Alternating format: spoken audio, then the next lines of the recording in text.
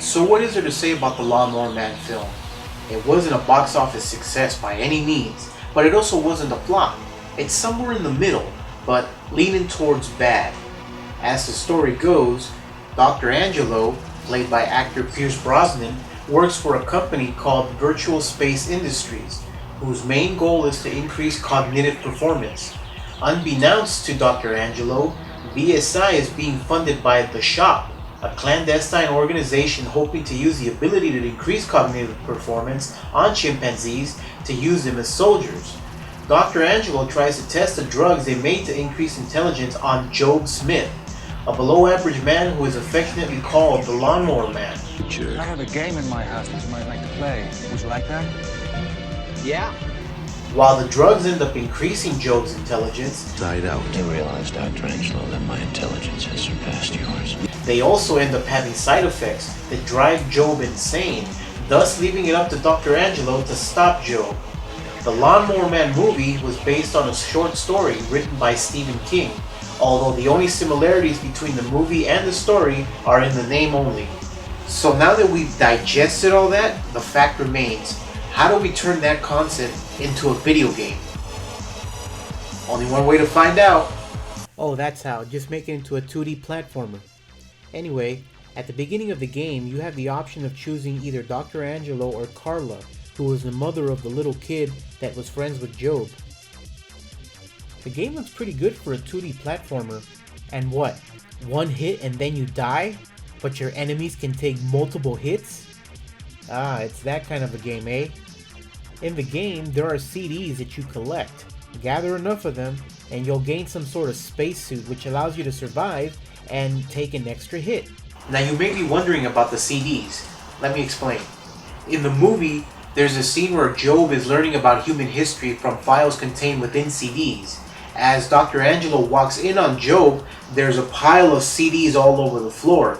So I guess the logic is, knowledge is power, knowledge is contained within the CDs, thus CDs give you power? Oh, but the irony of finding this power inside of a trash can. Does that actually work?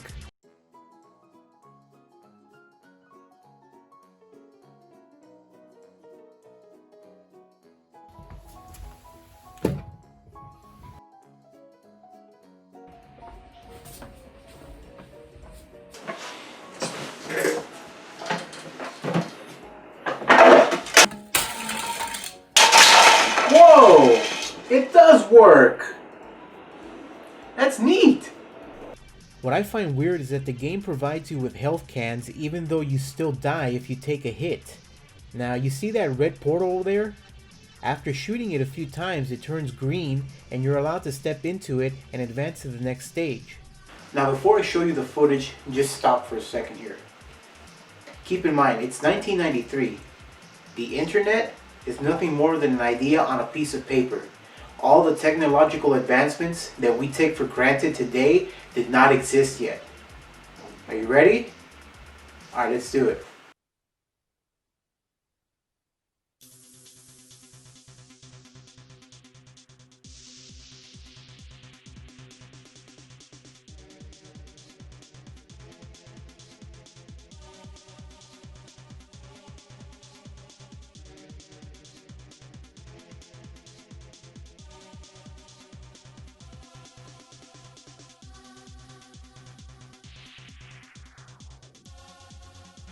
Alright, now you have to admit, for Super Nintendo being in 1993, that looked pretty legit, didn't it?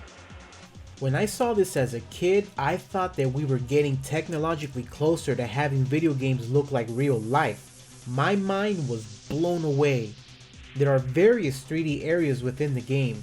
Locating the exit allows you to pass on to the next part in the game. These 3D areas, coupled together with that awesome OST, made it one of the coolest aspects of this game. In the second part of the first stage, you're attacked by monkeys, or should I say chimps. One of them is wearing a helmet, like in the movie. In this part here, you're supposed to shoot this car and hop over it as it charges towards you. But who's the driver? I don't recall anything like this happening in the movie. In any case, some guy dressed as an officer will come out and shoot some sort of bomb at you. If it hits, you're dead. I can't help but be annoyed that there isn't a health bar in this game. So I make it towards the end, hop on that portal, go through another 3D stage, and now we're on a rooftop. I have to be ever so careful when advancing forward because a soldier could show up and kill me. I make it to this part where I have to face this guy in the motorcycle. By the way, the gun that you use, if you hold down the A button and release, you shoot out a charged shot similar to the Mega Man X's X-Buster in the X series. I'm not really sure how much more damage it does to enemies, but it's a nifty little thing to use. So I hop into the portal, and in this 3D area you're given a gun to use, not to mention the fact that you now have a life bar. There's some aliens that you have to shoot, and we all know what they look like.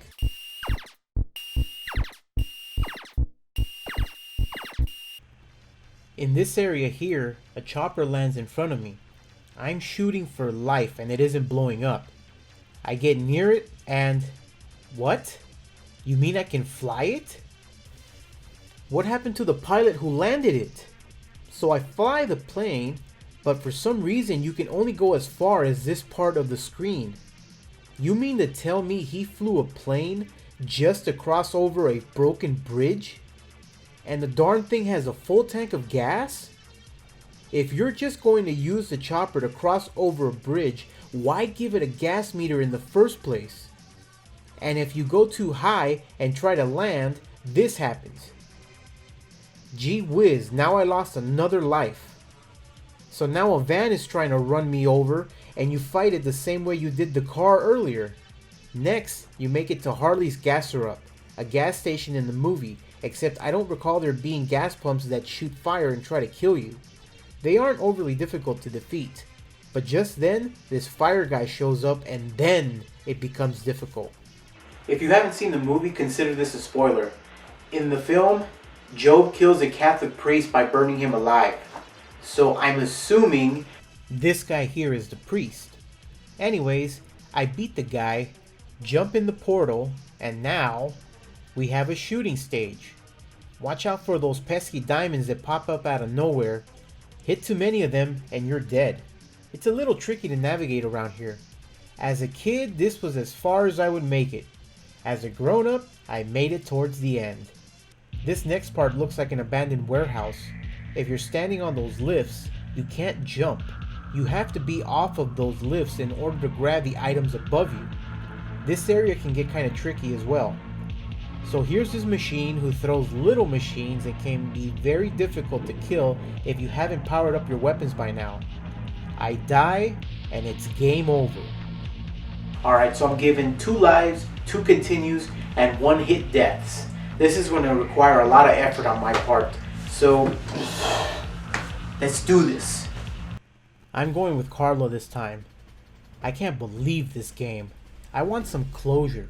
I want to end this chapter of my life of not being able to beat the Lawnmower Man. Anyway, I busted my tail and I made it to the abandoned warehouse again. I deal with this jerk. I make it to a part of the stage where I have to access this terminal. Here you have to solve a series of puzzles to get something to happen. I'm like guessing here and I end up solving the puzzles. I make it to this part of the game where I get to 2 portals to choose from. I don't know which one's which, so let me choose this one. This particular 3D stage seems to be a lot more detailed than all the previous ones. Not bad. So I arrive at the next part of the stage and wait a minute. Did I just appear on the other side of the first portal? That's what it looks like. So what was the point of having 2 portals in the first place if there's a platform right there that I can cross over to either side? So here I go, proceeding as far left as I can. I come across the boss of this stage, some weird block things. They don't seem to be putting up much of a fight. So at the rooftop, there's another chopper. Same company, VSI, but it's red. And this time, it's attacking me. I take care of it, dodge the rocket men, and we're back at the warehouse. Look at this here. These 3 guys running around comedically? Well, let me take care of them. So let me grab those items and... what the heck? They respawn that quickly? And just to look at all this mess. Oh, and come on, man, you've got to be kidding me. Anyway, here's another two portal situation. So in I go, past the 3D stage, here's another part of the warehouse, and you see these things here? If I get them, they shoot out a magnetic pulse that hits all nearby enemies in the screen. That's cool and all, yet every time I've gotten one of those, I've already killed all the enemies on the screen. This other 3D stage is another one where I have a life bar and a weapon. What's this supposed to be? Some sort of castle? This next boss here is very annoying. After that, here's the next portal. What's it going to be this time? Oh, more parts of the movie. So I hook up, it's time to fight Job. So I'm flying around cyberspace, and there's a face only a mother could love. Job isn't so hard to beat once you get his pattern down. You beat him, you think it'd be over, but then you get this message here. Of Job escaping were 1,000,000 to 1. And still he did. He hooked into everything. He had access to nearly every record, every piece of data on Earth. What he decided to do next would change the world forever. He sucked us into a revolution. Nations fell, borders changed, Job disappeared. Angelo discovered what the shop had done. He set out to reach a man behind it all, the Doom Player. The Doom Player? You mean him? So now we have a driving stage. You get to choose between a car and a motorcycle. You have to dodge and shoot all the cars around you. It can get pretty monotonous and drags out a lot longer than it should. So you finally make it to the front entrance of the shop, but not before having to complete another 3D stage. I struggled deeply with this one. It's difficult to navigate the ship around, and much like the driving stage, drags out a lot longer than it should. Once inside the shop's headquarters, it's just a long stroll towards the right, you get another 3D stage, and you run into this jerk. That shield protects him from attacks, so you have to wait for the right time to shoot. And I don't even know to even comment on this boss here. In this 3D stage, you're in virtual Egypt. I don't remember that from the movie. And it's basically stage, puzzle, 3D stage, stage, 3D stage, until you make it to the final level and the guy that I'm assuming is the Doom player hops on a portal, you go in after him, and then you're at the final boss of the game. As you keep hurting him, he'll begin to fall apart. I recommend using the green stars or the arrow tips as they have homing properties. Once you've beaten the Doom player, he blows up. Since he dies in cyberspace, does that mean that he dies in real life? So you win and you get your end screen. So as you can see, the Lawnmower Man on the Super Nintendo is not a bad game.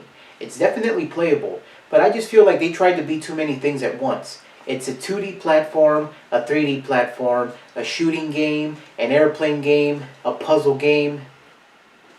Although they missed the mark, they got pretty darn close. But this review isn't over.